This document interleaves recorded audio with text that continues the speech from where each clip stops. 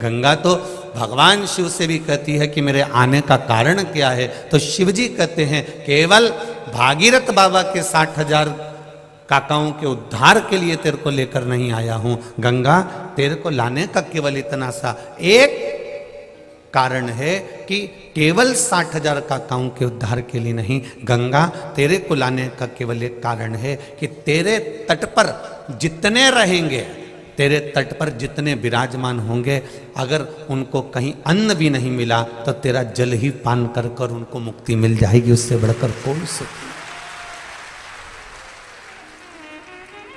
गंगा के घाट पर जितनी भूमि होती है वो सिंचित भूमि कहलाती है, और सिंचित भूमि पर थोड़ा सा भी लगाया जाए उसका फल अधिक मिल जाता है। मेरी मां गंगा मैया आप सबका उदर पोषण करने के लिए तत्पर है। शिव कभी नहीं देखते कि आपका वैभव कितना है, भगवान शंकर ने कभी नहीं देखा कि आपकी दौलत कितनी है, भगवान शिव ने कभी नहीं देखा कि आपका वैभव, आपकी दौलत, आपकी संपदा, आपकी सत्ता कितनी है। शंकर भगवान केवल इतना देखते हैं कि आपके भीतर भक्ति का विश्वास कितना दृढ़ है, आपके भीतर शरणागति कितनी दृढ़ है।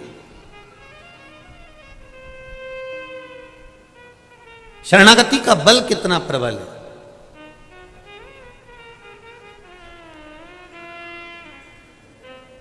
एक छोटी सी मछली पानी में रहती है, डूबती नहीं है। एक हाथी इतना बड़ा, बड़ा बलवान, पानी में गया और डूबा और मर गया। हाथी ने मछली से पूछा कि अरे मछली जी एक बात तो बता कि पानी तुझे डुबाता क्यों नहीं है और मैं पानी में गया तो डूबता क्यों हूं। बस तुझसे केवल इतना सा पूछना है, तू मुझे बता दे कारण क्या है। मछली तू पानी में डूबती नहीं है और मैं पानी में गया और मैं डूबने लगता हूं, उसका कारण क्या है। तो मछली ने कहा हाथी भाई कारण केवल इतना सा है कि मैं पानी से केवल इतना कहती हूं कि पानी मैं तेरी शरण में हूं, तू मेरी रक्षा करना। मैंने उसकी शरणागति ग्रहण कर ली, इसलिए पानी मुझे डूबने नहीं देता है। उसी तरह जो शंकर की शरणागति ग्रहण कर लेता है वह संसार सागर में कभी डूबता नहीं है। शिव की शरणागति ग्रहण करने वाला कभी संसार सागर में नहीं डूबे।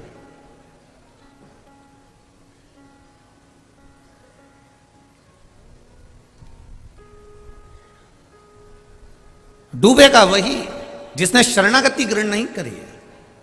आप शंकर जी के मंदिर जाते हो, एक लोटा जल चढ़ाते हो, आप बेलपत्र चढ़ाते हो, या आप शिव मंदिर में सफाई कर देते हो, शंकर भगवान के मंदिर को क्लीन कर देते हो, साफ कर देते हो। कोई कचरा पड़ा है उसको उठाकर कोने में रख देते हो, या निर्माल्य है उसको विसर्जन में ले जाते हो।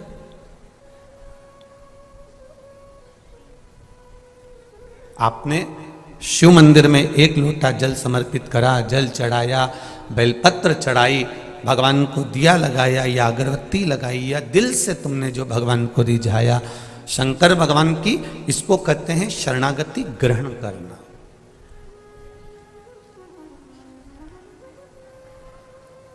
और शरणागति के भेद में भी दुनिया लोगों ने भेद कर दिया। ये कहते हैं हम राम वाले हैं, वो कहते हैं हम कृष्ण वाले हैं, कोई कहता है हम देवी वाले हैं, कोई कहता है हम ये वाले हैं, कोई कहता है हम शिव जी को नहीं मानते, कोई कहता है हम शंकर की शरणागति नहीं जानते। तो यहाँ शिव महापुराण की कथा में रामचरितमानस में तो तुलसीदास जी ने भी लिख दिया कि राम जी भी कहते हैं कि तुलसीदास बाबा भी कहते हैं कि राम जी को वही प्रिय है जो शिव को प्रिय है। भगवान शंकर की जो शरणागति का सुख पा रहा, आनंद पा रहा, भगवान शिव की जिसने शरणागति ग्रहण कर। भगवान कृष्ण ने सत्यभामा जी को ज्ञान देते समय कहा सत्यभामा मुझे जो शिव के उपासक हैं, सत्यभामा जो मुझे शंकर की आराधना करने वाले हैं, सत्यभामा जो शिव की आराधना में दिन रात डूबे रहते हैं, भगवान कृष्ण सत्यभामा जी से कह रहे हैं वो मुझे अति प्रिय है, उनको मैं बहुत प्रेम करता हूं, उनको मैं बहुत स्नेह करता हूं।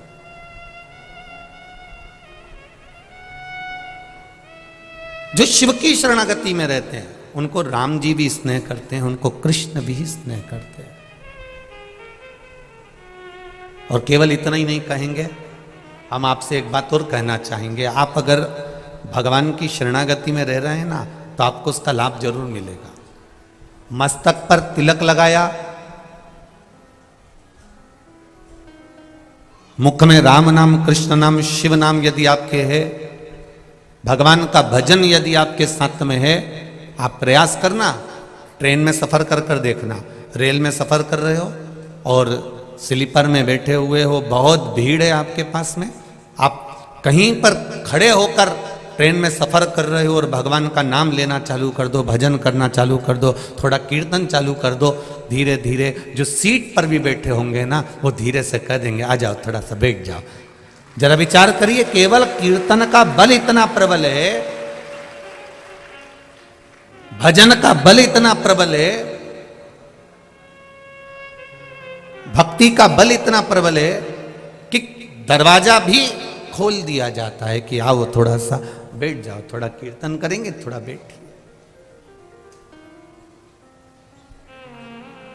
अब जरा विचार करो, थोड़ा सा भजन किया और ट्रेन की सीट पर जगह मिल गई, तो थोड़ा सा भजन कर कर बैकुंठ की सीट पे जगह नहीं मिल सकती है। थोड़ा सा ही तो करना है।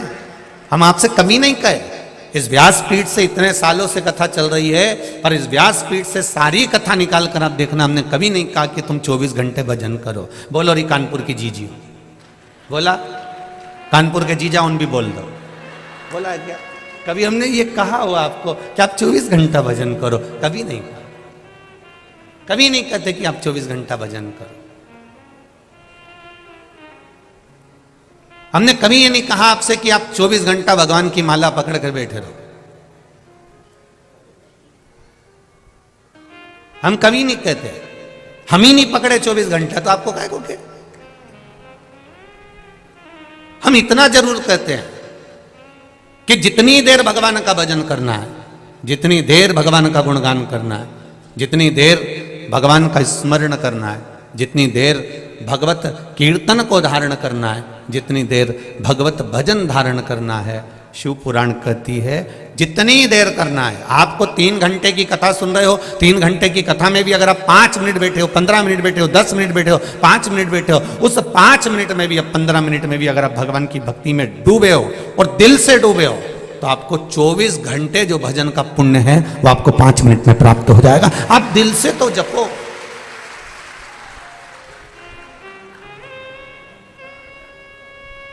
दिल से जपा ही नहीं। बैंक में जा रहे हैं, थोड़ा सा काम पड़ा, फिर बैंक में पहुंच गए, 2000 रुपये निकाल के लिया। फिर कोई काम पड़ा, बैंक में पहुंच गए, 5000 रुपये निकाल के लिया। फिर कोई काम पड़ा, बैंक में एटीएम पर पहुंच गए, 7000 रुपये निकाल के लिया। फिर बैंक में पहुंच गए, 7000 8000 रुपये निकाल के लिया। एक बार बैंक में जाओ और चेक भरो और एक साथ में एक दिन का खर्चा 1 लाख रुपया निकाल के लियाओ।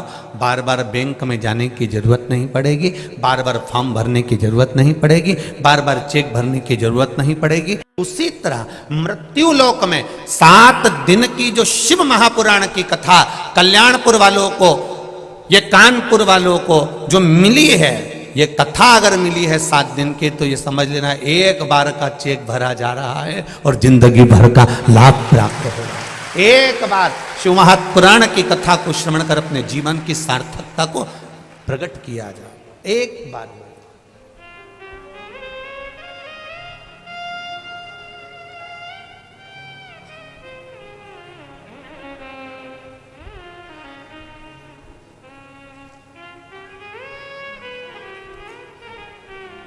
महाराज, भजन कीर्तन स्मरण जब मूल रूप से आपका चित्त, आपकी वृत्ति, आपका मन एक बार अगर रम जाए शिव में, फिर आप भटकना छोड़ दोगे, ये निश्चित था। इस संपूर्ण सागर में, संसार सागर में फिर भटकना नहीं होगा। आप शंकर भगवान की शरणागति को ग्रहण कर कर आप भगवान शंकर के मंदिर जा रहे हो, सारी समस्या का हल एक लोटा जल। शिव मंदिर में जाकर अगर चढ़ा रहे हो, शंकर भगवान का गुणगान कर रहे हो, शिव स्मरण कर रहे हो, श्री शिवाय नमस्तुभ्यम का जाप कर रहे हो, या एक बेलपत्र भगवान शिव को समर्पित कर रहे हो, तो उसका भाव यही है कि आप शंकर की शरणागति है। और फिर निवेदन करूंगा, इस कानपुर कल्याणपुर की पावन धरा में जितने लोग कथा सुन रहे हैं, जितने आस्था चैनल पर कथा सुन रहे हैं, जितने फेसबुक यूट्यूब पर कथा सुन रहे हैं, आप सबसे निवेदन, आप मंदिर भी नहीं जा सकते, जल भी नहीं चढ़ा सकते, तो मंदिर के सामने से भी निकल कर जाओ तो शिव का स्मरण कर कर जाना, बाबा आपको संभाल लेगा, ये निश्चित है। कुछ पत्र तो बहुत सारे आए हैं, पर जो पढ़े हैं उसमें कुछ पत्र बहुत अच्छे हैं।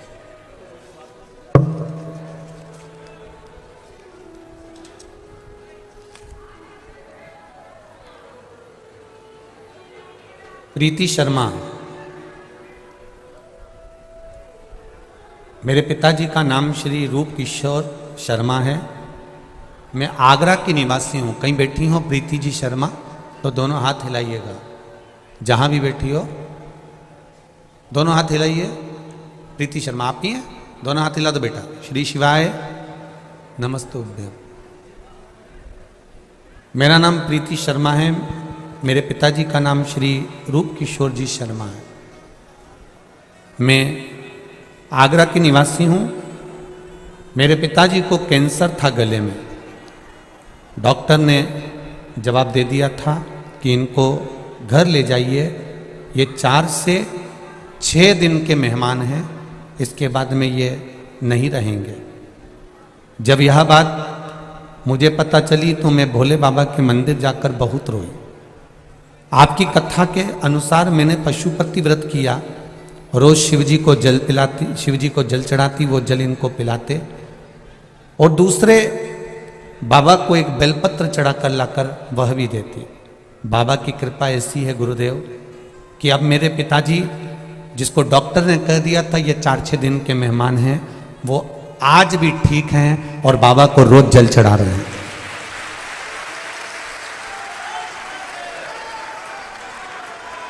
मेरा नाम प्रीति शर्मा है, मेरे पिताजी का नाम श्री रूप किशोर शर्मा है, मेरा ये मोबाइल नंबर है।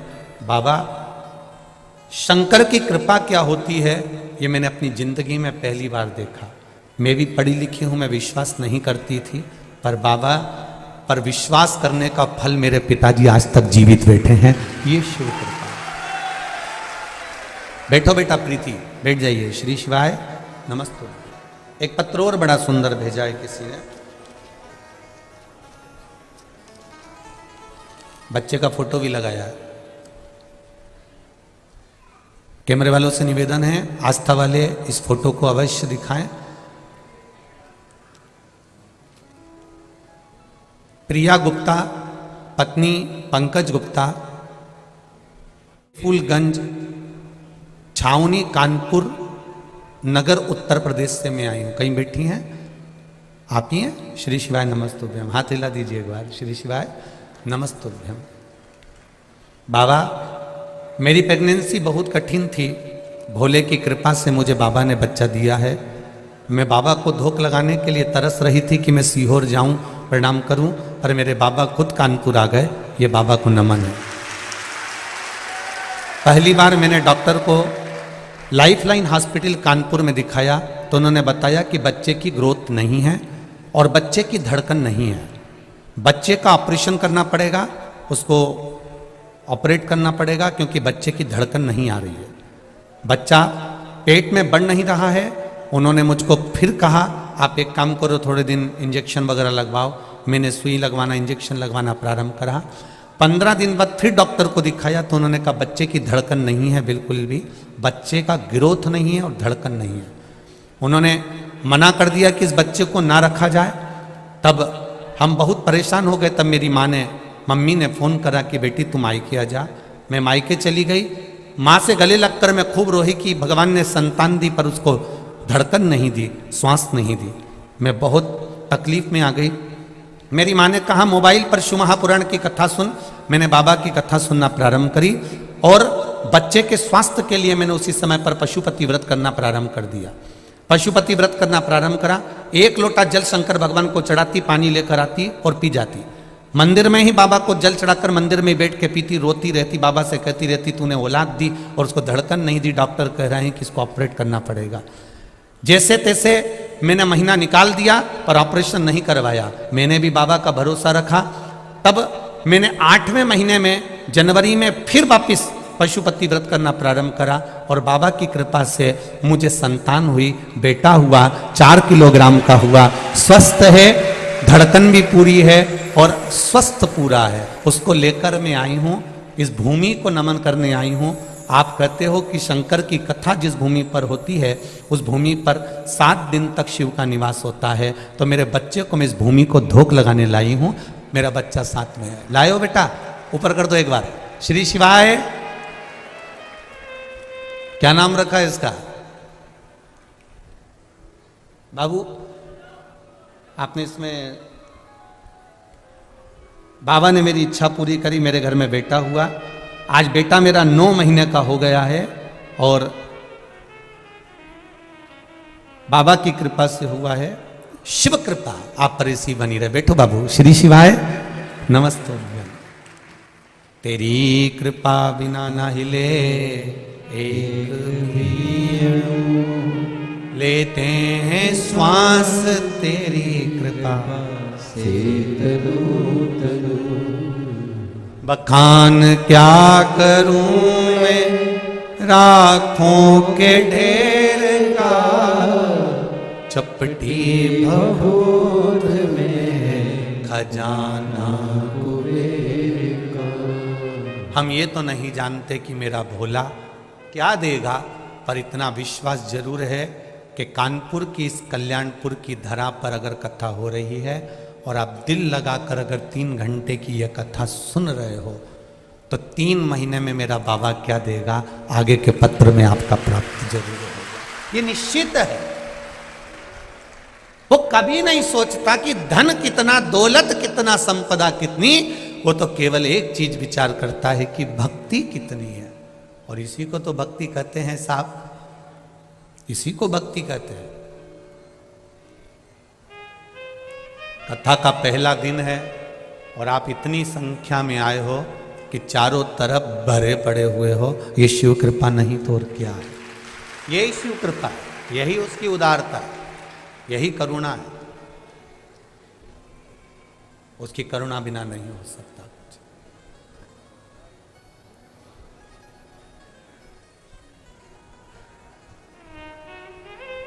बस एक निवेदन जरूर करूंगा समिति से, बहुत अच्छे आप लोग व्यवस्था करे हो, पर ये जो व्यवस्था आप लोग जो वीआईपी के लिए बीच में जो जगह रहती है और जो जगह जब बैठ जाए सब उसके बाद में खाली रह जाती है, तो मेरा निवेदन है जो वीआईपी नहीं है उनको भी भर दिया कर। बस इतना सा निवेदन, और कुछ नहीं।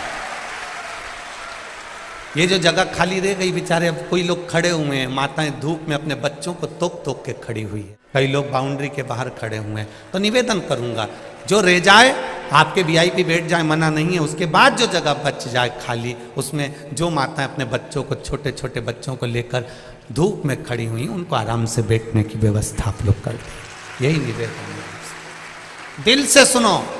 7 दिन की कथा है। प्रशासन बहुत सुंदर व्यवस्था संभाला हुआ है। हमने देखा जहाँ से हम चले वहाँ से लेकर यहाँ तक पुलिस प्रशासन ने बहुत सुंदर व्यवस्था संभाल ली है। मैं आदरणीय कलेक्टर महोदय, एसपी महोदय को भी धन्यवाद देना चाहूँगा। बहुत सुंदर आप लोगों ने व्यवस्था संभाली। जितने भी टीआई, सीएसपी, एसपी जो लगे, बहुत सुंदर आप लोगों की व्यवस्था। शिव कृपा इसको कहते हैं। आज से नहीं आना है आपको, आप कल से व्यवस्था हमने संभालने का बोला है, आज से नहीं। आप तो अपनी जगह बैठकर कथा कर तत्व सुनो। भक्ति का तत्व जो है, स्मरण तत्व जो है, वो आनंद देने वाला। महाराज शिव कथा कहती है, भगवान का सुंदर शिव महापुराण की कथा कहती है कि भगवान को तुम्हारा वैभव, भगवान को तुम्हारी दौलत, भगवान को तुम्हारा धन, भगवान को तुम्हारी संपदा, भगवान को तुम्हारा बहुत वैभव नहीं चाहिए। भगवान को केवल एक चीज चाहिए, तुम्हारी निर्मल भक्ति, और भक्ति का बल, बस वही शिव को चाहिए, उसके सिवाय कुछ नहीं। भक्ति को जागृत करना पड़ेगा, और जब तक भक्ति जागृत नहीं होगी, जब तक भक्ति का बल नहीं बढ़ेगा, तब तक सुख प्राप्त नहीं होगा। आप लोग आए जरूर हो कथा में, और मेरा विश्वास कहता है इतनी दूर 100 रुपये 50 रुपये ऑटो में खर्च करने के बाद आप यहाँ पहुँचे होगे, 100 रुपये 50 रुपये खर्च कर कर वापस घर जाओगे। जरा विचार करना, अगर 50 रुपये खर्च कर कर तुम यहाँ तक पहुँचे हो, 50 रुपये खर्च कर कर तुम यहाँ बैठे हो, तो कहीं ना कहीं मेरे भोलेनाथ की कृपा होगी, तभी तो बाबा ने तुमको खींच कर यहाँ बुलाया। एक पत्र आया है, एक पत्र देखिए, उस पत्र में एक किसी माँ ने लिखा है, निधि भारद्वाज, जिला अलीगढ़ से आई है। निधि भारद्वाज आप ही हैं? हाथ हिला दो बेटा। श्री शिवाय नमस्तुभ्यम। मेरा नाम निधि भारद्वाज है, जिला अलीगढ़ से आई हूँ। मेरा मोबाइल नंबर ये है। महाराज जी, 1 लोटा जल की महिमा क्या होती है मुझसे पूछे। 2021 में हम बहुत दुखी थे महाराज जी, हम पर बहुत कर्जा था। 10 लाख से 15 लाख तक का कर्जा हमारे ऊपर हो गया था। चारों तरफ अंधेरा लग रहा था। 1-2 बार प्रयास भी करा कि ये सच शरीर रखने से कोई मतलब नहीं, अब तो मरना ही श्रेष्ठ है। पर आपकी कथा ने मुझे जीने की राह दिखा दी। मोबाइल चलाकर बैठी थी और अचानक आपकी कथा मेरे हाथ में आ गई। आपका बटकेश्वर वाला उपाय हमने करना प्रारंभ करा। 3 सोमवार किया है बाबा जी। बाबा की कृपा ऐसी हुई, लोगों से कहते थे कि कहीं ना कहीं से 1 या 2 लाख का लोन हो जाए तो हमारा थोड़ा थोड़ा कर्जा पट जाए, पर कर्जा नहीं पटा। भोले की केस ऐसी कृपा हुई गुरुदेव, जो हमारा 10 लाख से 15 लाख का कर्जा था, मेरे बेटे ने बाबा की कृपा से मेहनत कर कर वो कर्जे को पटा दिया, और बाबा की कृपा से आज मेरा बेटा दूसरे को लोन देने लगा। ये शिव है। पत्र में लिखा है निधि जी आपने, अब तो बेटा मेरा दूसरे को लोन दे देता है। ऐसी कृपा मेरे बाबा भोलेनाथ ने, कुबेर भंडारी ने कर दी। ये शिव है। ये पत्र में यहाँ लिख दिया इन्होंने कि अब मेरा बेटा ही लोगों को लोन दे देता है। यह शिव की कृपा से हुआ है, शंकर की कृपा से हुआ है। गुरुदेव, 20 साल से सर्वाइकल का प्रॉब्लम था, खूब इलाज करवाया, खूब डॉक्टर को दिखाया, तब भी मुझे आराम नहीं लगा। तब बेलपत्री और रुद्राक्ष के जल का प्रयोग करना प्रारंभ करा। मैं 3 और हो आई। जय हो मां, धन्य। 3 बार सियोर आई, 1 बार रुद्राक्ष मिला। उस रुद्राक्ष को गलाती, पानी शिव जी को चढ़ाती और पीना प्रारंभ करा। उसे पीती और सबको पिलाती। बाबा की कृपा से अब मेरा सर्वाइकल का दर्द ठीक है, मैं डिप्रेशन से बाहर हूँ। बाबा ने मेरा हाथ पकड़ लिया है, मैं बाबा को धोख लगाने आई। बैठो बैठी। श्री शिवाय नमस्तुभ्यम। ये शिव कृपा, शंकर की उदारता, ये शिव करुणा है। अब सुनो दिल से, जितने पर कथा सुन रहे हैं, जितने फेसबुक यूट्यूब पर सुन रहे हैं, और जितने इस पावन प्रांगण में कथा सुन रहे हैं, आप दिल से सुनो, हृदय से। यह भी मत देखो कि कहां बैठे हो, बस जहां मौका मिल जाए, जहां जगह मिल जाए। एक काशी के एक भक्त की कथा आती है, जिसका नाम भोला था। माता पिता थे, आंखों से अंधा बेटा ने जन्म ले लिया था। अब आंख से अंधा बेटा घर में जन्म ले लिया, एक ही लड़का, और वो भी आंख से अंधा। मां भी रोती थी और पिता भी रोते थे कि बेटा ने भी जन्म लिया तो आंख से अंधा है। नहीं है इसके, अंधा ही है।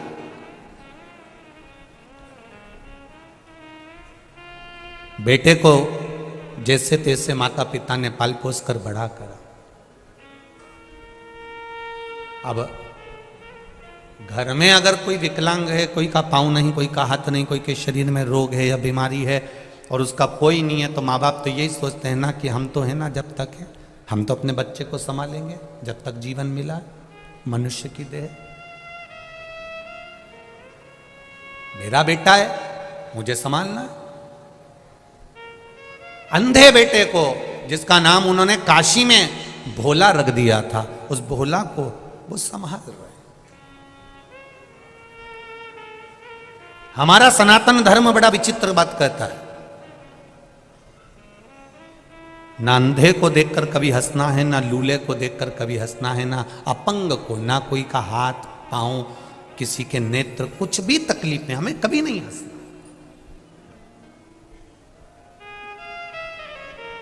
क्योंकि आप भगवान से क्या मांगते हो?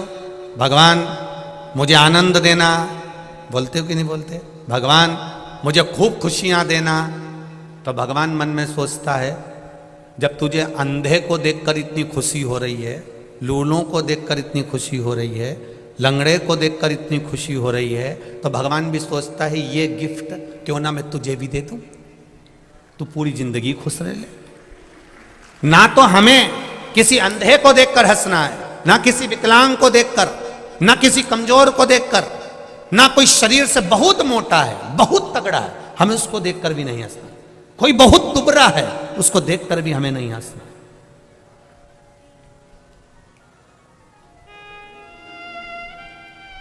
और यदि हम उसको देखकर हंस रहे हैं, हम उसके ऊपर एक उंगली उठा रहे हैं, हम उसको देखकर थोड़ा ठिठोली कर रहे हैं, तो ये तैयारी रखना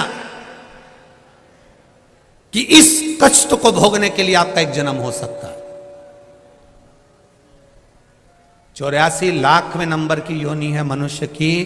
83,99,999 योनियां काटने के बाद यह मनुष्य की योनि 84 लाख में नंबर की आती है। 21,600 श्वास रोज प्रतिदिन इस शरीर से निकलती है। 3.5 करोड़ पूरे शरीर में रोम छिद्र हैं। ये 3.5 करोड़ रोम छिद्र भगवान ने दिए। 21,600 श्वास प्रतिदिन शरीर से निकल रही है।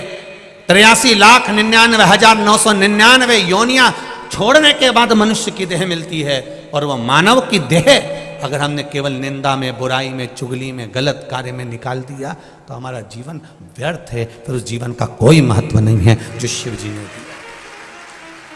करो भजन, घर से भी आओ, और किसी के पास में पैसा नहीं है, वो के मेरा मन बहुत करता है कथा में जाने का, पर इतनी दूर हो, मेरे पास ऑटो का किराया नहीं, भगवान ने मुझे दिया है, तू बैठ मेरे साथ में। हो सकता है ये 10 रुपए मेरे कहीं मेडिकल में लगने वाले होंगे, डॉक्टर में लगने वाले होंगे, तो 10 रुपए में तुझे ले जाकर कथा सुना दूं। इससे बढ़कर सुख और क्या होगा? घर से खाली गाड़ी आ रही है, पड़ोसन से पूछ लो चल रही है कथा में, रिश्तेदारों से पूछ लो कथा में चल रहे हो, हम जा रहे हैं कानपुर में कथा सुनने, कल्याणपुर में कथा चल रही है, हम कथा को सुनने के लिए जा रहे हैं, कथा श्रवण करने जा रहे हैं, चित्त से आनंद से कथा को सुनना है, हमको यहाँ दिखावा नहीं करना है। आपके कानपुर में बहुत कथा होती है, कानपुर वासियों को मेरा नमन है, बहुत बड़े बड़े रूप में कथा होती है, उनको भी नमन है। पर यहाँ जो कथा हो रही है, यहाँ श्रोता नहीं बैठा हुआ है। ये जो समिति कथा करा रही है, यजमान कथा करा रहे हैं, या जितने भी लोग सेवा में लगे हुए हैं, उनसे एक ही निवेदन करूंगा, यहाँ कथा सुनने के लिए श्रोता नहीं बैठा है। यहाँ जितने भी आएंगे वो भोला आएगा और भोला का भगत आएगा, इसके सिवा कोई नहीं। जो शंकर का प्रिय है, जो शिव का प्रिय है, पहुंचने वाला, उसके सिवा कोई नहीं पहुंचने वाला। ये तो संबंधों की बात है। किसी के यहाँ शादी होती है, अभी शादी का सीजन चल रहा है, बोलो री जी जी सही है कि गलत है? खूब शादी का सीजन चल रहा है। किसी की बहन के यहाँ शादी, किसी के काका जी के शादी, किसी के मामा जी के शादी, किसी की बुआ जी के यहाँ शादी। तो जिसके रिश्तेदार के यहाँ शादी है तो रिश्तेदार को जाना पड़ेगा। जिसके जैसे संबंध होते हैं वो शादी में वैसा ही पहुंचता है। अब उनका संबंध वहां शादी में था तो वो शादी में चले गए, आपका संबंध महादेव से था इसलिए यहां आ गए। ये तो संबंधों की बात है। ये तो आपका संबंध कैसा है ये मालूम पड़ता है कि संबंध कहां निभ रहा है, कहां पहुंचे हो आप। भोला की आंख नहीं है, भोला आंखों से अंधा है। पर माता पिता ने विचार करा कि मेरा बेटा आंखों से विहीन है, इसके जीवन में हमें कुछ अच्छा कर देना चाहिए, इसके जीवन में हमें कुछ अच्छा करना है।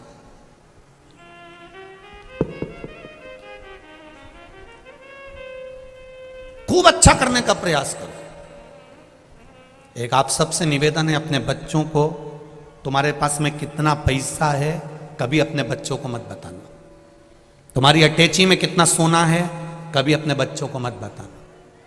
तुम्हारे पास में कितनी प्रॉपर्टी है अपने बच्चों को मत बताना।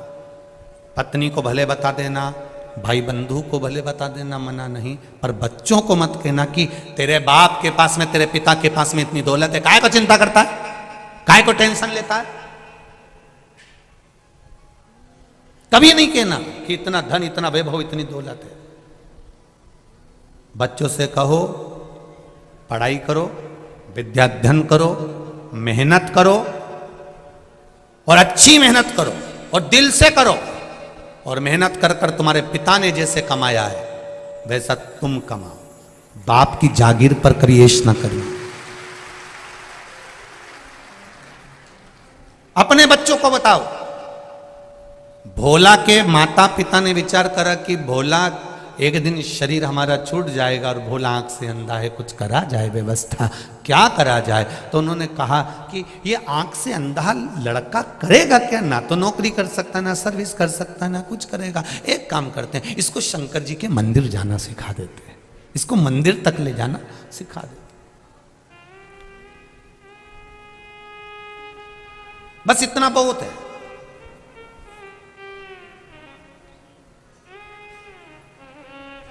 वो भोला के माता पिता ने अपने बच्चे को मंदिर तक जाना सिखाया। आप में से कितनी माताएं बैठी हैं जो अपने बच्चे से रोज कहती हैं कि बेटा एक लोटा पानी भरकर मंदिर चले जाया कर। हाथ उठाओ जरा। सभी हो? जय हो। रख लो जी हो, प्रणाम। बहुत बढ़िया।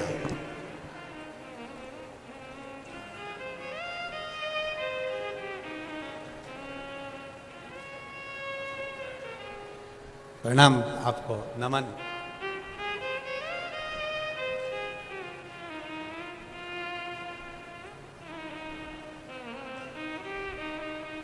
होना चाहिए।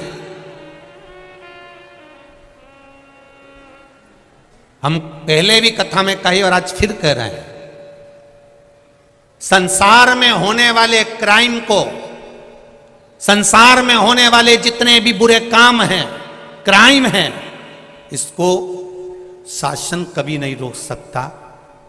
इसको शासन कभी जिंदगी में नहीं रोक सकता। क्राइम को अगर रोक सकते हो तो आपके घर के संस्कार रोक सकते हैं। आप रोक सकते हो इसको। आप अपने बच्चों को अच्छा संस्कार दीजिए, क्राइम होना बंद हो जाएगा। प्रशासन कितना रोकेगा, सरकार कितना रोकेगी। आप अपने बच्चों को अच्छा संस्कार दो।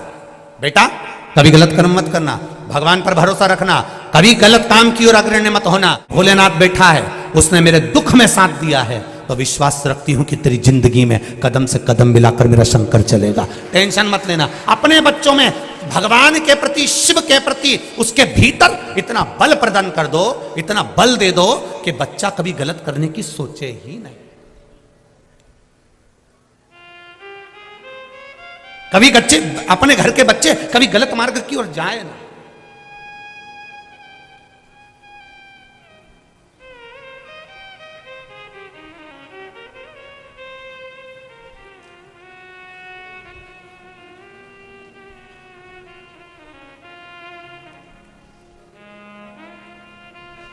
गलत मार्ग की ओर वो बच्चे प्रशस्त ना हो, आगे ना बढ़े।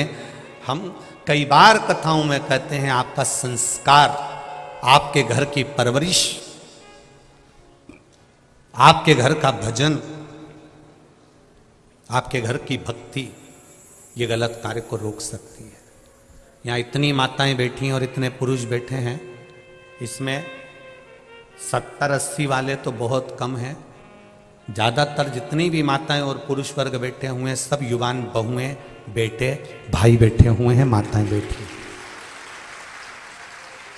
क्योंकि बुजुर्ग माताओं को तो ये लगता है कि भाई महाराज कथा करने आए हैं, ढेर भीड़ हो रही होगी, पैदल भी खूब चलना पड़ता है, तो बुजुर्ग लोग कथा तक पहुंच नहीं पाते। वो कहते हैं हम आस्था पे ही सुन लेंगे, फेसबुक यूट्यूब पर ही सुन लेंगे। पर युवान जो बेटे हैं, बेटियां हैं, माताएं हैं, इनके मन में एक ललकता रहती है कि एक बार मैं शिव महापुराण की कथा शंकर भगवान की छत्र छाया में बैठकर सुनूं, क्योंकि जहाँ कथा होती है उसकी छत्र छाया में बैठकर कथा का रस तत्व ग्रहण करूं। ये इनके भीतर की जागरूकता कर। अब कहो,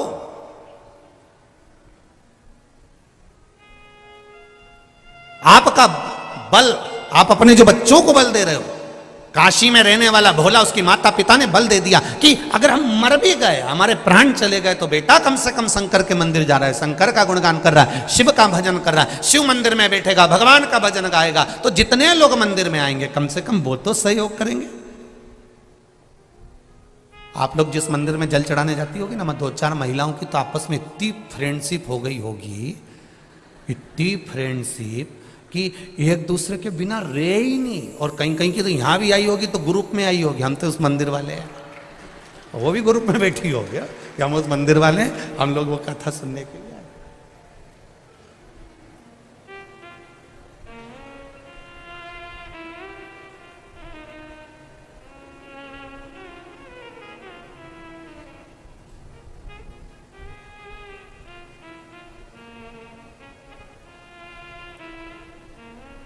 अब कम से कम मेरे बेटे को, शंकर भगवान के जितने मंदिर में आने वाले लोग हैं, वो मेरे पुत्र को देखेंगे, संभालेंगे। हमारे प्राण छूट भी गए तो हमारे बच्चे को कम से कम मंदिर में आने वाले देख लेंगे, संभाल लेंगे। ये जानकर माता पिता ने अपने पुत्र को शिव मंदिर ले जाना चालू कर दिया। बेटा बड़ा हो गया, मंदिर जाते रहे। एक दिन माता पिता ने अपने बच्चे से कहा कि हम पर गांव जा रहे हैं, वहां से आए, तब तक तुम शिव मंदिर में बैठना। माता पिता पर गांव निकल गए और दूसरे गांव से आ रहे थे तो कहीं एक्सीडेंट हो गया और दोनों माता पिता के प्राण छूट गए। भोला शिव मंदिर में बैठा हुआ है, उसकी भक्ति। भोला की आंख में आज अचानक जल बरस रहा है। अचानक उसको नहीं मालूम कि मेरे माता पिता मर चुके हैं, मेरे माता पिता चले गए, प्राण छूट गए, पर जल बरस रहा है,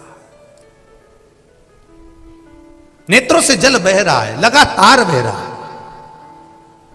एक भाई वहां रोज जल चढ़ाने आता था शिव जी के मंदिर में, उसने पूछ लिया, आज तेरा आंखों से जल बह रहा है, आंसू निकल रहे हैं, क्या बात है? भोला कहता है, मेरे माता पिता पर गांव गए, अभी तक आए नहीं है, उनका इंतजार करते करते मैं सुबह से थक गया, चल मैं तुझे घर छोड़ देता हूं। जो रोज शिव जी के मंदिर में जल चढ़ाने आता था, उसने भोला का हाथ पकड़ लिया।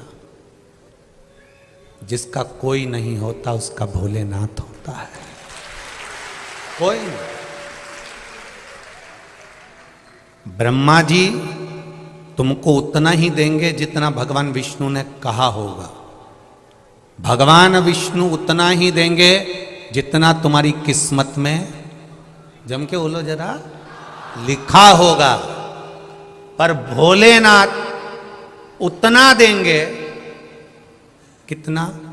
ना तो वो ब्रह्मा जी का लिखा हुआ देखते हैं, ना वो विष्णु जी का लिखा हुआ देखते हैं, ना वो भाग्य का लिखा हुआ देखते हैं। वो तो केवल इतना देखते हैं कि मेरे दरवाजे पर आया है और मुझे देना है, बस खत्म।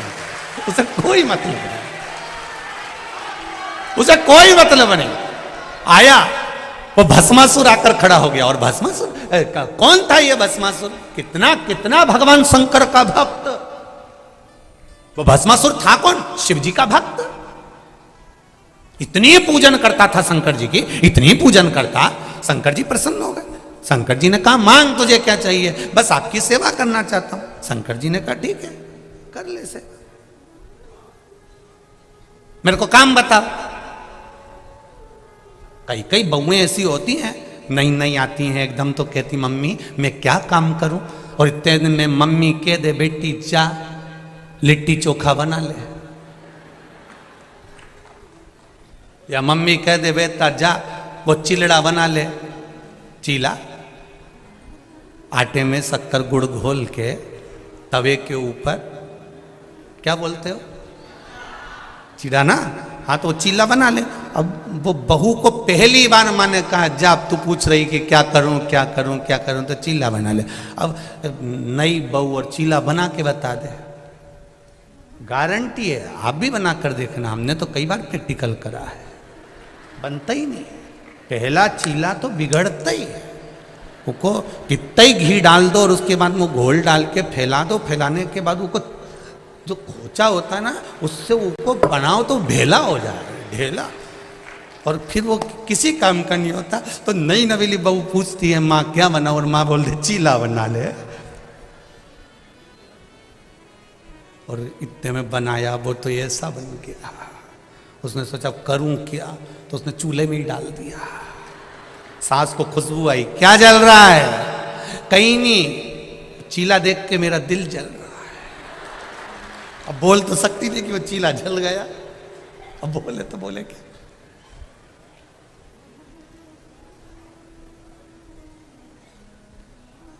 भस्मासुर शिव जी से पूछते हैं आप बताओ मेरे लिए आज्ञा क्या है। शंकर भगवान ने कहा क्या आज्ञा करूं तेरे को, नहीं मेरे को कोई काम बताना पड़ेगा। नंदी को भी आपने काम दिया, भृंगी को भी काम दिया, श्रृंगी को भी काम दिया, सबको काम दिया, मुझको काम बताओ।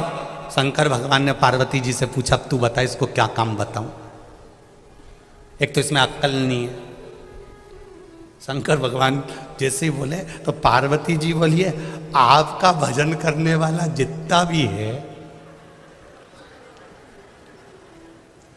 शंकर भगवान रावण जितने देखो शिव जी के भगत, तुम देखना तुम्हारे कानपुर के किसी मंदिर में जाकर बैठना, थोड़ी देर जल चढ़ा रही है, इतनी देर में पीछे से कहीं का गया और चिल्ला के हार हार। अब सिर पे पल्लू रखी तो पहले पलट के देखी है कौन है, ऐसा भयंकर चिल्लाया है। तो अब इसको थोड़ी बहुत अकल होती तो कोई पूजन कर रहा बेचारा घबरा जाएगा, डर जाएगा, चिल्ला चढ़ाया। अब भस्मासुर बोले मुझे सेवा बताओ। शंकर जी ने पार्वती से पूछा अब तुम बताओ क्या सेवा दूं। पार्वती जी बोली बहुत सारी सेवाएं, तुम्हारी सेवा में कमी है क्या, इसको कह दो कि मुझे रोज शमशान की राख चाहिए शरीर पे लगाने के लिए, लाए। शिव जी ने कहा सुन भस्मासुर, मेरे शरीर पे लगाने के लिए रोज मुझे ताजी शमशान की राख चाहिए, जा लेकर आ। भस्मासुर ने कहा मेरे को कोई काम मिल गया, इससे बढ़कर कुछ भी नहीं चाहिए, अब आपने काम बता दिया अब मैं करूंगा। और भस्मासुर रोज जाता शमशान की राख लेकर आता। उसकी पत्नी पूछती कहाँ जा रहे हो, शमशान की राख लेने जा रहा हूँ। शिव जी की सेवा के लिए रोज जाता, रोज राख लाता। एक बार राख लेने गया तो राख ही नहीं मिली, सब दूर शमशान शमशान घूमता फिरा, कानपुर भी आया था नहीं मिला, अभी नहीं मिला, सब दूर घूमा और राखी नहीं मिली। शिव जी ने कहा तू मेरे लिए शमशान की राख नहीं लाया।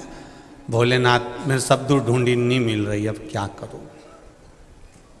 इतने में इसने अपनी पत्नी से पूछा मेरे भोलेनाथ जी के लिए शमशान की राख नहीं मिल रही है, मुर्दे ही नहीं आ रहे हैं, अब क्या करूं। अब तो मुझे मेरा शरीर जलाना पड़ेगा और अपनी राख शिव जी को देना पड़ेगी। इतने में पत्नी बड़ी चतुर थी, उसने कहा तुम अपनी क्यों शरीर जला रहे हो, शंकर तो ओघड़ दानी है, तुम कितने शमशान घूम के राख इकट्ठी करोगे, उससे अच्छा है अपनी खुद की फैक्ट्री खोलो, खुद की फैक्ट्री खोलो। उन्होंने कहा अपनी फैक्ट्री कैसे, शंकर जी से आशीर्वाद ले लो कि जिस पे हाथ रखो वही भस्म हो जाए, राख तैयार, तुरंत तैयार। और राख तैयार तो शिव जी के पास ले जाना, अपनी फैक्ट्री खोलो। पति भस्मासुर ने अपनी पत्नी से कहा क्या अक्ल दी तूने, कितनी जोरदार, अब नहीं छोड़ूंगा। तो हो गई, अपना कुछ काम चालू करो। अब वो कहकर भस्मासुर गया। भोलेनाथ, शिव जी ने पूछा क्या हुआ, मुझे वर चाहिए। शंकर जी ने कहा क्या वर चाहिए, मैं शमशान की भस्म ढूंढ ढूंढ के थक गया, नहीं मिलती है, आपके लिए रोज लाना पड़ती है। मैं अब चाहता हूं कि मुझे वर दो मैं जिस पे हाथ रखूं वही भस्म हो जाए, तुरंत ताजी भस्म ला के रोज दे दूंगा। अब शंकर भगवान ने भी नहीं सोचा, भोला का नाथ, उनने कह दिया तथास्तु। ये घर गया, पत्नी से कहा मुझे वर मिल गया, जिस पे हाथ रखेगा वो भस्म हो जाएगा। पत्नी बोली मैं अब भी आई, खिड़की में जाके खड़ी हो गई। पत्नी ने कहा तुम मेरे पास में आए हो, आने से पहले तुम्हें एक बार प्रैक्टिकल तो कर लेना था। क्या? शंकर भगवान ने वर दिया है, कोई भरोसा नहीं है। शिव जी ने वर दिया है, कोई भरोसा नहीं है। एक बार शंकर जी के पास जाओ और उनसे कहो कि मुझे यही प्रैक्टिकल करना है। क्या प्रैक्टिकल करना है? शिव जी पे हाथ रख कर देख लो।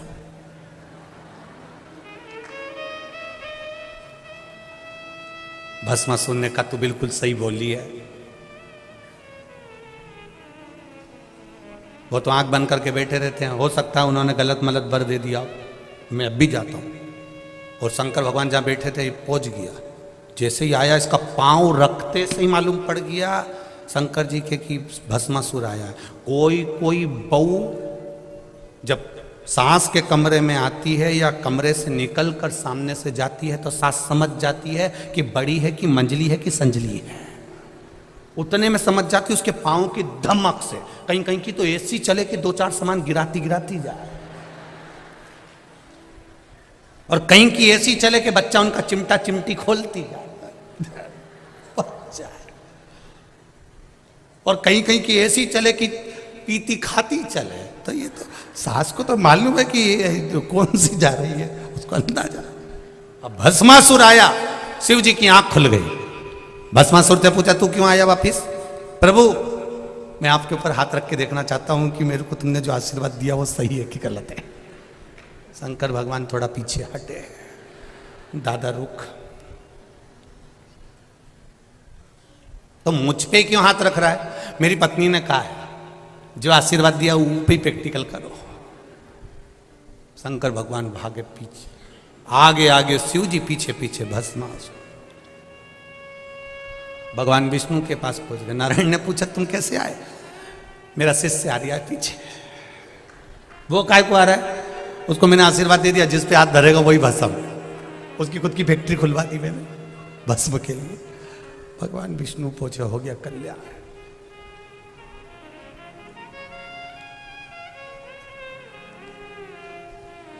के माता पिता चले गए, माता पिता गए, बड़ा दुखी हुआ। उसे ज्ञात नहीं है कि कोई चला गया। घर मंदिर आने वाला व्यक्ति हाथ पकड़कर ले जाकर जब घर पर छोड़ा तब मालूम पड़ा कि भोला के माता पिता चले गए। ये आंख से विहीन है, नेत्र विहीन है,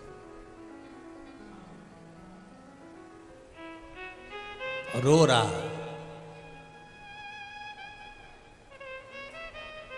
आंखों से आंसू बह रहे। किसको कहे? अब माता और पिता दोनों ही चले गए, अकेला भोला है घर में जिसके नेत्र नहीं है।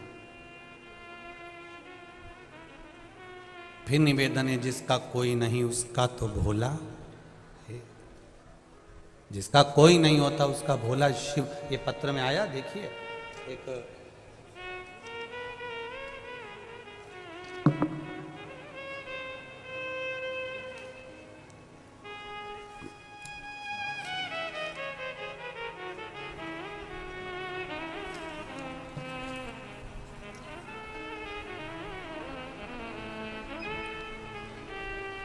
श्रीमती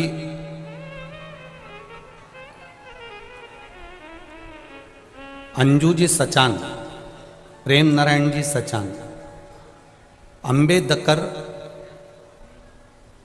इंस्टीट्यूट कैंपस अवधपुरी कानपुर नगर से आई हूँ। कहीं बैठे हो तो हाथ हिलाइएगा,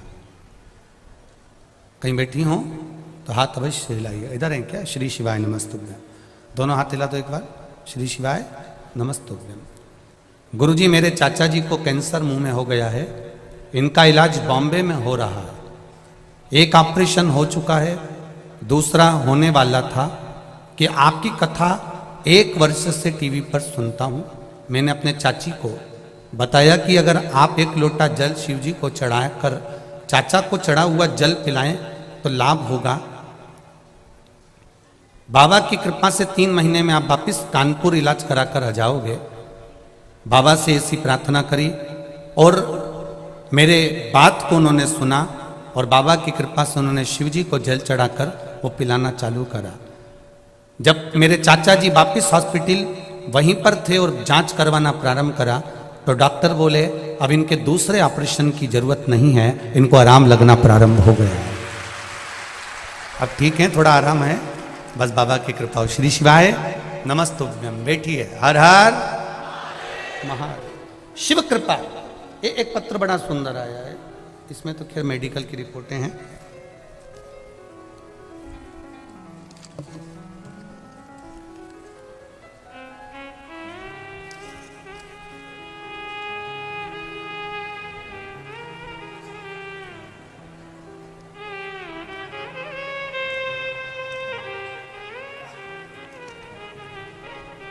ऋषि शुक्ला, उन्नाव। कहीं बैठे हो तो हाथ हिलाइएगा। ऋषि जी शुक्ला, उन्नाव। कहीं बैठे हो तो हाथ हिलाइएगा। दिख गए क्या? अच्छा, उस वाले पंडाल में। ठीक ठीक है। श्री शिवाय नमस्तुभ्यम। ऋषि जी पहले तो बधाई, आपको बहुत बहुत बाबा की कृपा हुई, दरोगा बन गए हो। शिव महिमा का क्या बखान करूं गुरुदेव। मेरे पास नौकरी नहीं थी, सारे कंपटीशन में बैठता था, कहीं दौड़ में कहीं मेरिट से बाहर हो जाता था। फिर मेरी माँ ने पत्नी से 16 सोमवार के व्रत करवाए, तब उत्तर प्रदेश में दरोगा की भर्ती की प्रक्रिया चालू हो चुकी थी। व्रत करने के बाद भी क्रम पूरा नहीं हुआ। 21 के श्रावण मास से 16 सोमवार के व्रत फिर वापिस करे, परंतु गुरुदेव सबके प्रवेश पत्र चालू थे, आ चुके थे, और मेरा कोई प्रवेश पत्र नहीं आया। तब किसी ने कहा कि पशुपति व्रत चालू करो। पशुपति व्रत चालू करा, शिव जी को एक लोटा जल चढ़ाना चालू करा।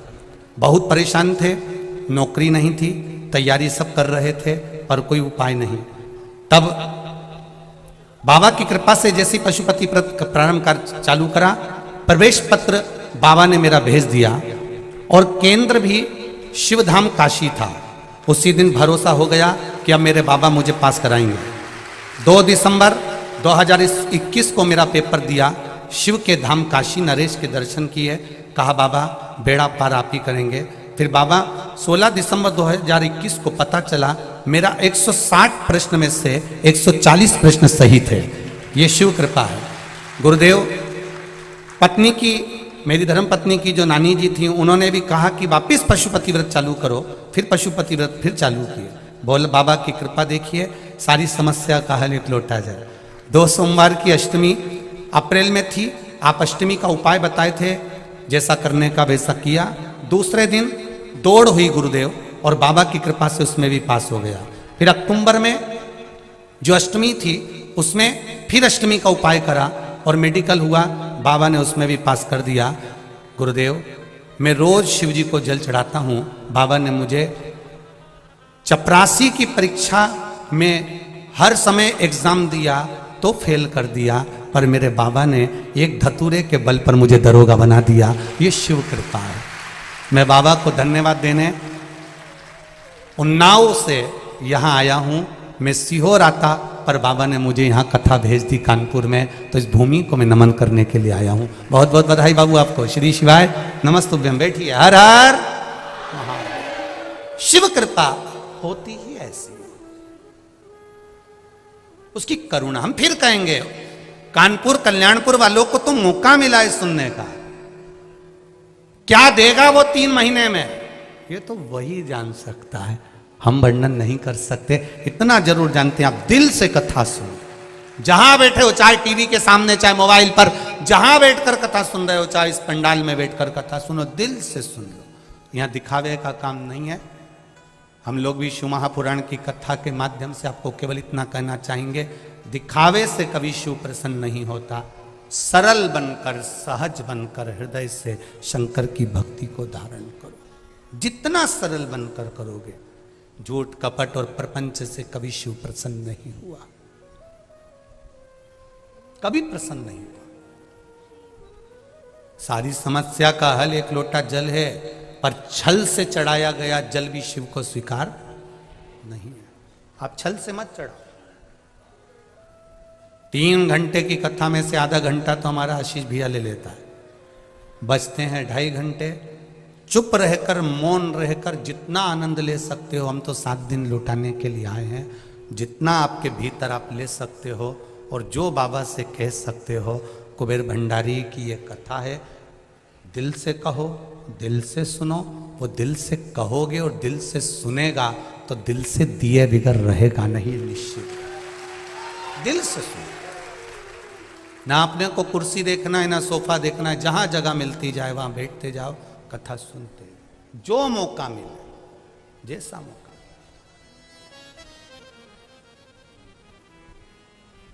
ये मौका फिर नहीं मिलने वाला। बड़ी मुश्किल से कितने सालों के बाद कानपुर की धरा पर यह कथा हो रही है। हमारी भी 6ठी पीढ़ी कानपुर में रही हुई है, हम भी कान्यकुब्ज ब्राह्मण हैं। और 6ठी पीढ़ी के बाद कहीं भोलेनाथ ने यह कानपुर की धरा पर बुलाया है, तो मुझे लगता है मेरे परिवार में बैठकर कथा बाज रहा। हम भी कान्यकुब्ज ब्राह्मण, यही कानपुर की धरा के दिए हुए हैं। इसी गंगा के घाट के रह निवासी पूर्वज रहे होंगे, जो सीहोर जाकर बस गए होंगे, पर उसकी कृपा है। आज परिवार के बीच में कथा हो रही है, तो कोई हमारी जीजी है, कोई हमारा जीजा है, कोई हमारा काका है, कोई हमारी काकी है। यहाँ तो सब रिश्तेदार बैठे हुए हैं। कथा का आनंद लेना है, जीवन की सार्थकता ग्रहण करना अपने आनंद के साथ। शिव कथा कर रही है, भगवान शंकर की अविरल भक्ति कर रही है। भोला रो रहा है, आंखों से आंसू बह रहा है, संभालेगा। सारे साधन भी अगर हाथ से चले जाते हैं तब शिव रह जाता है। शंकर कौन रहा?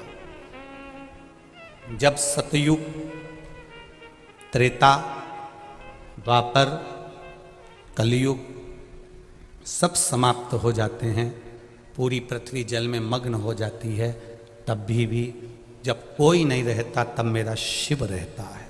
एक बुलबुले के रूप में रहता है, एक बिंदु के रूप में रहता है।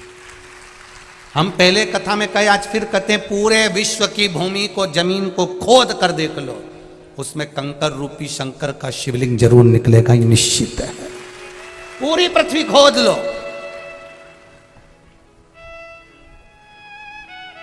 सारी मूर्तियों के निर्माण बाद में हुए हैं, पर शंकर भगवान तो प्रथम में है। ना जाने कितने सतयुग, ना जाने कितने त्रेता, कितने द्वापर, कितने कलयुग निकल गए, तो भी मेरा शिव है और मेरा ओघड़दानी रहेगा। वो निश्चित है और रहना है उसको। अकाल मृत्यु वो मरे जो काम करे चंडाल का, काल उसका क्या बिगाड़े जो भक्त हो महाकाल।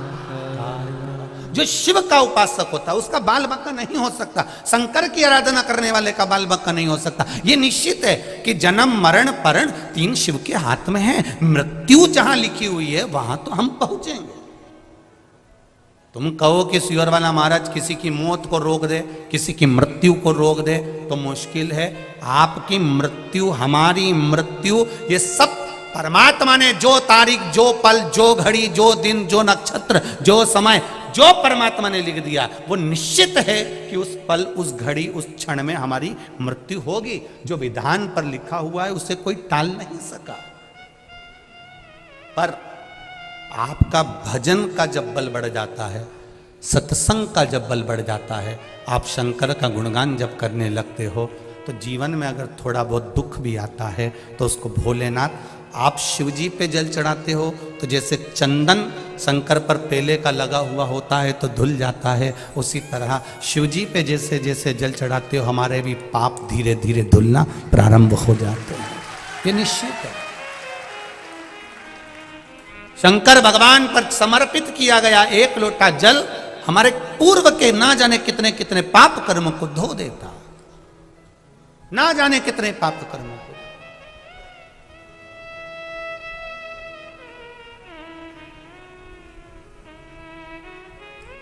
आप चलकर आए हो, कोई 80 किलोमीटर, कोई 100 किलोमीटर, कोई 150 किलोमीटर, कोई 200 किलोमीटर, ना जाने कहां कहां से कथा सुनने आए हो, कोई 30 किलोमीटर, कोई 50 किलोमीटर। आप जितने कदम चलकर आए हो, जितना जितना आप दूर से आए हो, बाबा ने सुना है आपका, हृदय चित्त धारण करा है शिव।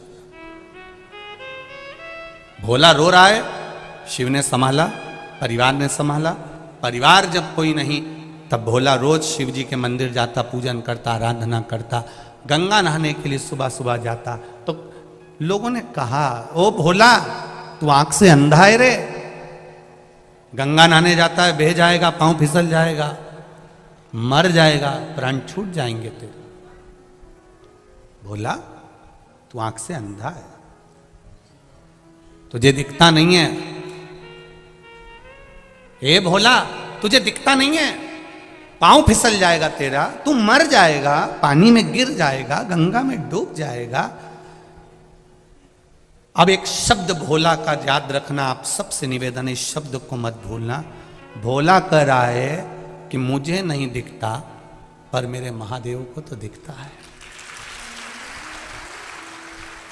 भोला कह रहा है मुझे नहीं दिखता, पर मेरे महादेव को तो दिखता है। एक बात आप लोगों को कही थी अभी रायपुर की कथा में,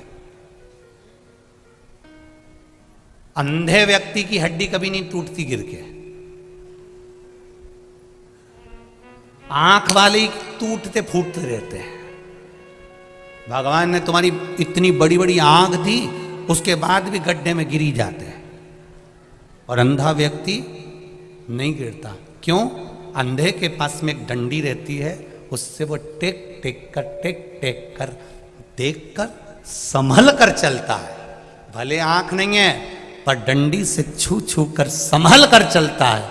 और जिसको भगवान ने आंख दी, वो तो अंधे जैसा अड़भंगा चलता है, यहाँ कूद गया, वहां कूद गया, चला चला, सीढ़ी पे चढ़ते चढ़ते लुढ़कते। अब भगवान ने इतनी आंखें दी है, सब कुछ दिया है, चलते चलते तुम रोड पे देखना, तुम जाओ तो सही। जब जाओगे, इतनी भीड़ जब बाहर निकलती है, कोई इससे टकरा रिया, कोई इससे टकरा रिया है, कहीं से टुल्ला मार, कहीं से टुल्ला मार। भगवान ने आंख दी, फिर काय के लिए दी? थोड़ा बच के चलो ना।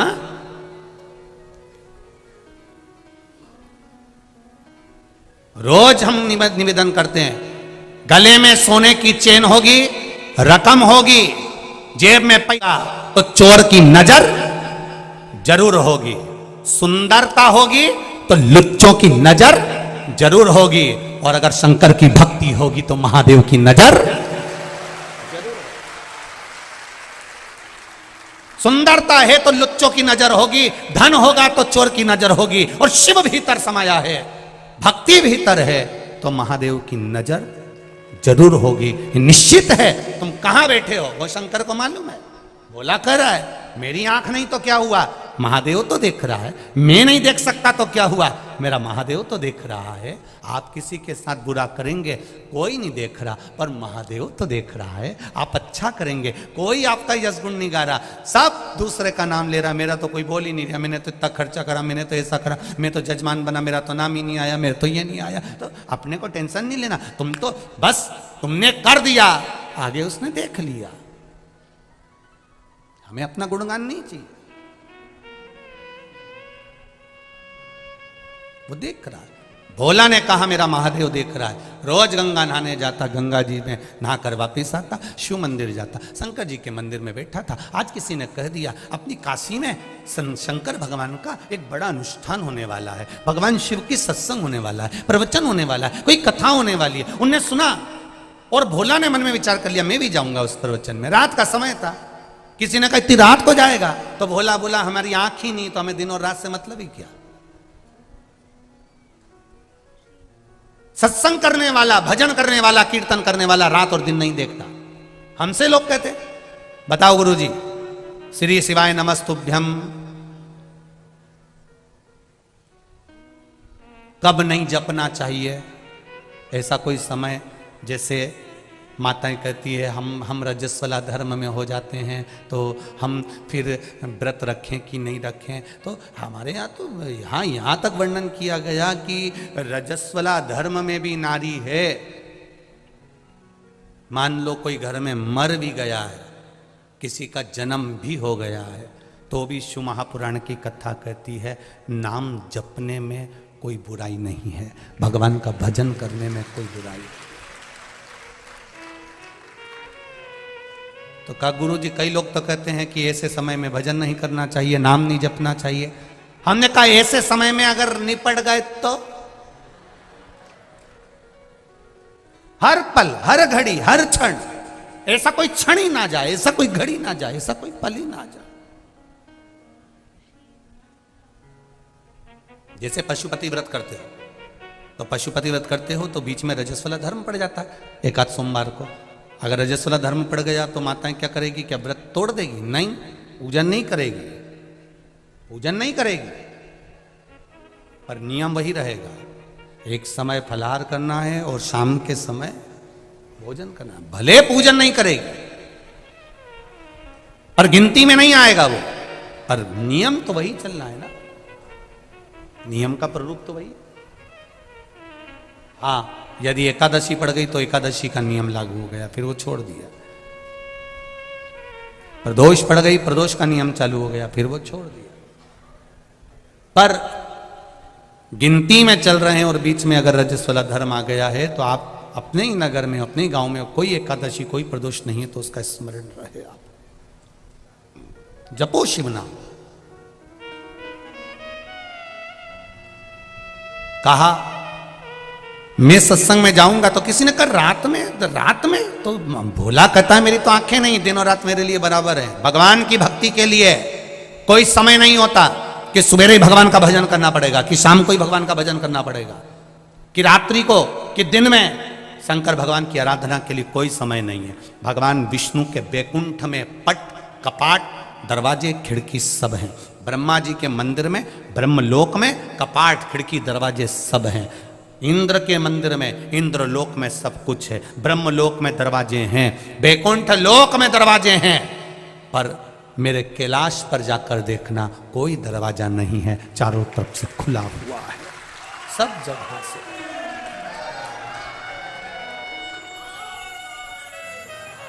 बैकुंठ में दरवाजा है, ये हमारे शास्त्र भी कहते हैं। शास्त्र को पढ़कर देखिए, बैकुंठ में दरवाजा मिलेगा, ब्रह्मलोक में दरवाजा मिलेगा, इंद्रलोक में दरवाजा मिलेगा, देवलोक में दरवाजा मिलेगा, पर दरवाजा नहीं मिलेगा तो भगवान शिव के द्वार पर, भगवान शंकर के द्वार पर। तुम तो गंगा जी के घाट पर रहते हो, गंगा के घाट पर जाकर देखना, कहीं कहीं शंकर जी का शिवलिंग रखा हुआ है, वहां कोई दरवाजा ही नहीं है। ऐसे ही भोलेनाथ जी बैठे हैं आराम से घाट पे, लोटा भरो, डालो, जाओ। और लोग गंगा जी नहाने के वाले गीले कपड़े से लोटा भर भर के भगवान शंकर को चढ़ा चढ़ू के वो जा रहा है। शंकर जी भी कह रहे ऐसी खुश रहो, बस आनंद हो, कोई दिक्कत नहीं, दिखावा मत करो, बस अड़भंगा है मेरा शिव। शिव के पास में दरवाजा नहीं है, शिव के पास में द्वार नहीं है, शिव के पास में खिड़की नहीं है। किसी ने पूछा भोलेनाथ जी तुम्हारे यहां दरवाजा नहीं है, दरवाजा बंद नहीं करते? शंकर भगवान बोलते हैं घर की मां, घर का बूढ़ा बाप दरवाजा बंद कर कर नहीं सोता, उसको मालूम है बेटा कभी भी आवाज लगा देगा तो माँ बाप को दौड़ कर आना पड़ेगा। कई कई घर में तो बूढ़े माँ बाप हॉल में सोते हैं, हॉल में, कमरे में भी नहीं सोते। मेरे बच्चों को जरूरत पड़ गई तो बहुएं बाद में उठती है बच्चों की आवाज सुनकर, पर घर के बुजुर्ग पहले उठ जाते हैं, आवाज लगाते हैं, बहू छोरा रो रहा है, बेटा बच्चा रो रहा है, छोरा बच्चा रो रहा है। उसके कानों में, दादी के कानों में, दादा के कानों में, छोटे से बच्चे की भी आवाज, उसकी पायल की झनकार भी सुनाई दे जाती है कि मेरा पोता रो रहा है, मेरी पोती रो रही है, मेरा नाती रो रहा है, मेरा पंती रो रहा है। जरा विचार करिए, घर का बुजुर्ग है, जिनको राम भी भजते हैं, जिनको कृष्ण भी भजते हैं, जिनको इंद्र भी भजते हैं, 33 कोटि देवता जिसके स्मरण में लगा रहता है वो देवाधिदेव महादेव है, वो जगत का बाप है, जगत का पिता है। वो मेरा शंकर ओघड़दानी हमारे घर का बुजुर्ग है, वो कभी नहीं सोता। आप पुकारोगे तुम्हारे सामने आकर खड़ा हो जाएगा। तुमने पुकारा और तुम्हारे सामने, वो निश्चितता तुम्हारे सम्मुख में आ जाता, तुम्हारे सम्मुख में।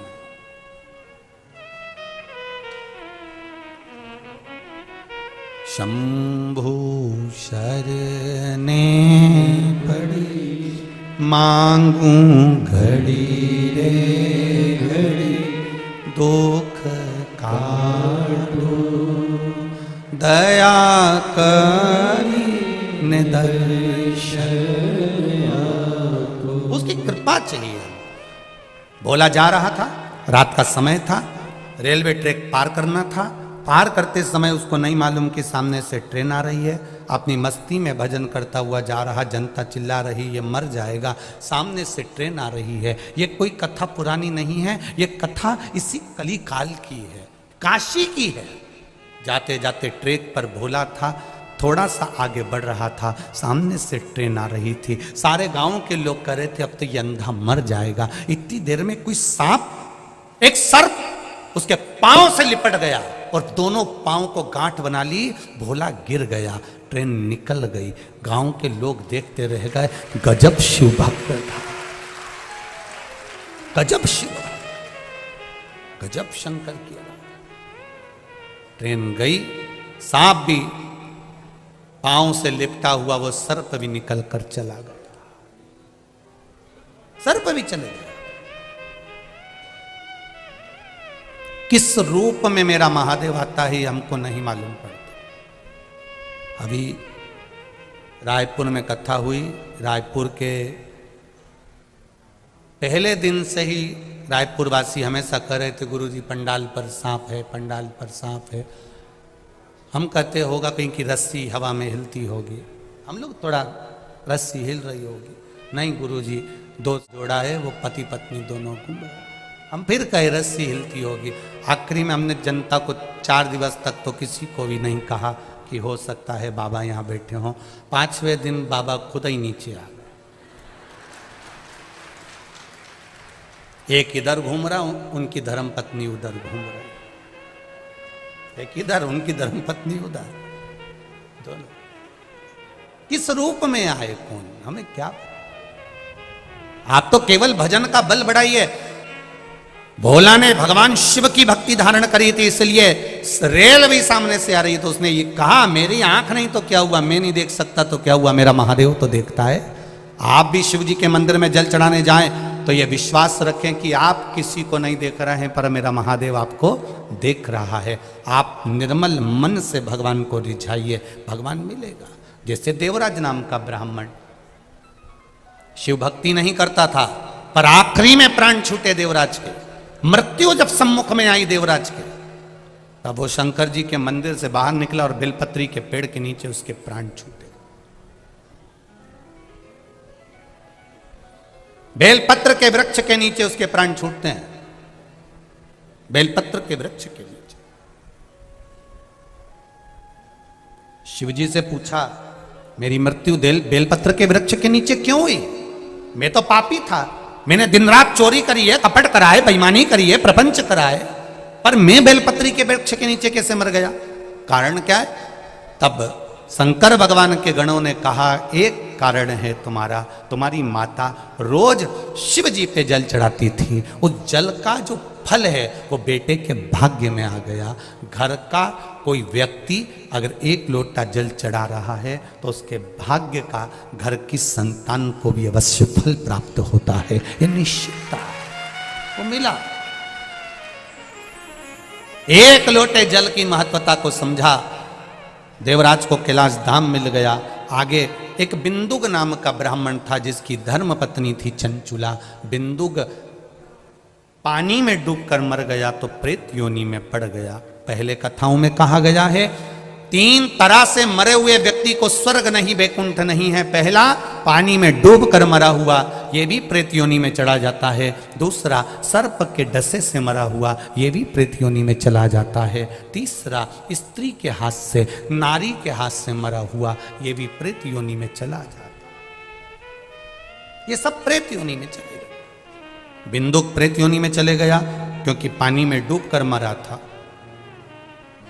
कथाओं में आता है नारी, स्त्री, पुरुष जितने भी कथा श्रवण करने के लिए जाते हैं, ये जब कथा सुनकर जिस मार्ग से निकलकर अपने घर पहुंचते हैं, उस मार्ग में चारों तरफ कथा सुनने वाले व्यक्ति का अगर किसी ने मुख का दर्शन करा ना करा, उसके शरीर से जो हवा टच होकर भी निकलती है, तो इस मार्ग में जितने भी अधोगति में मरे हुए होते हैं, कोई कुंवारा मरा होता है, किसी की गर्भ में कोई बच्चा शांत हो जाता है, कोई पानी में डूब के कोई एक्सीडेंट में कैसा भी मर जाता है, कोई कथा सुनने वाला अगर जा रहा है, उसके शरीर की मात्र हवा से तरंग जो टच होकर जाती है, उससे भी उन जीवों का कल्याण हो जाता है। उसको पिंड और तर्पण की जरूरत ही नहीं पड़ती है, उसका मोक्ष निश्चित हो जाता है। बिंदु के प्राण छूट गए, चंचुला देवी ने काशी में जाकर अपने पति के लिए शिव महापुराण कथा का स्मरण किया। कभी उसके चित्तवृत्ति में भगवान की कथा नहीं आई थी, पर मन में कथा के प्रति भाव जागृत हुआ, कथा सुनने का भाव था, प्राण छूट गए। गई माता पार्वती जी की सहेली बन गई, उदास रहती थी, मन लगता नहीं था। जब घर में से कोई जीव चला जाता है तो मन नहीं लग पाता है, उस मन को शिव की कथा में लगाओ, भगवान की भक्ति में लगाओ, भगवान के भजन में लगाओ। पत्नी ने शिव भगवान की भक्ति में मन को लगाया। अंत में प्राण जब छूटे, भगवान शंकर के धाम में पार्वती जी की सहेली बन गई। माता पार्वती जी ने पूछा, चंचुला क्या बात है, तू उदास क्यों रहती है?